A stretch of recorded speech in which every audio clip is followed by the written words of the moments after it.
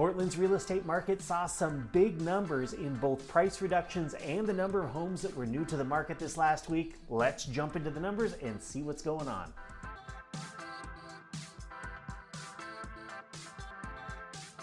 Hey everyone, RRMilligan here, bringing you the very latest in our local real estate stats and trends. The market sample that I'm working with is for the full metro area, including Southwest Washington. All real estate is local, so if you are curious about a specific area and how it's doing, just drop me a line or post it in the comments section right here.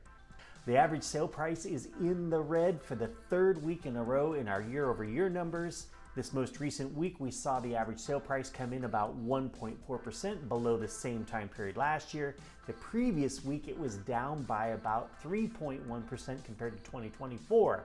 If we pull back and look at the wider sample, the first 2 weeks of July, the average sale price is down about 1.7%.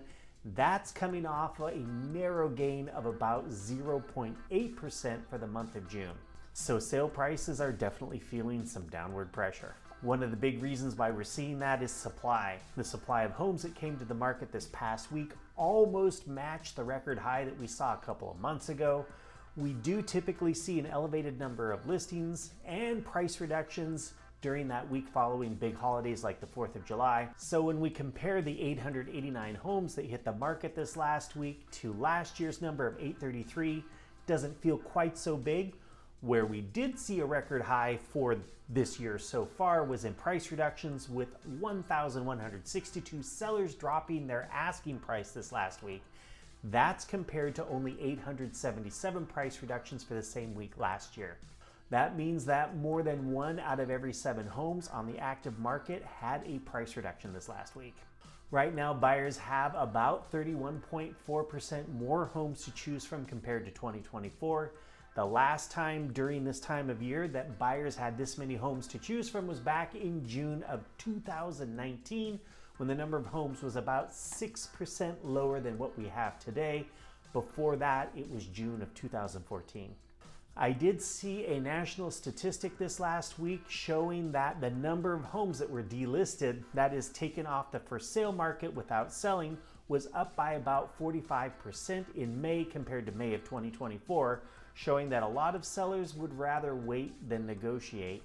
We're not quite seeing those numbers here in Portland, but I will, as always, keep an eye on it. Buyer demand has been holding on, and in fact, it's outpaced last year's demand for 3 out of the last 4 weeks, but only just barely this last week, with 589 purchase contracts agreed to by buyers and sellers compared to 576 during the same week in 2024. Lockbox opens, our measure of high intent buyers out looking at homes with their agent, was up by about 17% compared to the same time frame last year. That tells me that buyers are still interested in real estate, but they're feeling a lot less pressure to snap up a property than any time we've seen over probably the last 5 or so years.